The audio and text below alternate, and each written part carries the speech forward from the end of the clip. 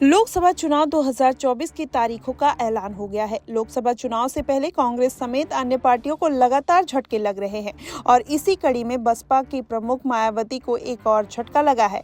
ऐसा इसलिए क्योंकि बसपा से संगीता आजाद ने बीजेपी में वो शामिल होते हुए अब नजर आ रही हैं। ऐसे में देखना होगा कि जो बीएसपी की जो मुश्किलें हैं वो क्या आने वाले समय में बढ़ती हुई नजर आएंगी। वहीं बसपा सांसद की बात करें संगीता आजाद की, तीनों ने दिल्ली बीजेपी मुख्यालय में जाकर बीजेपी की सदस्यता ली है। इसके साथ ही उनके पति पूर्व विधायक आजाद अरिमर्दन भी बीजेपी में शामिल हो गए। वहीं इसके साथ ही सुप्रीम कोर्ट की अधिवक्ता सीमा कुशवाहा भी बीजेपी में शामिल हुई। इस दौरान उत्तर प्रदेश के डिप्टी सीएम ब्रजेश पाठक और प्रदेश अध्यक्ष भूपेंद्र चौधरी भी मौजूद रहे।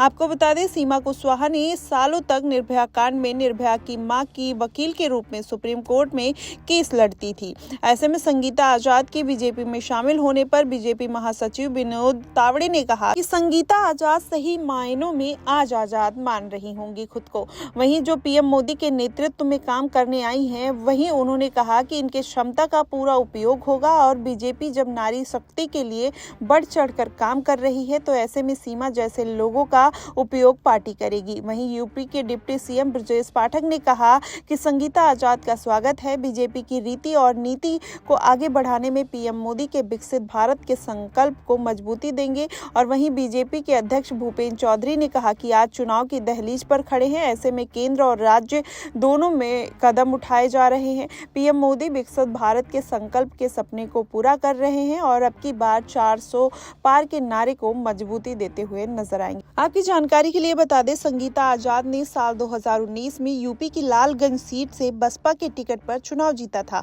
और इस चुनाव में संगीता आजाद ने बीजेपी की नीलम सोनकर को हराया था।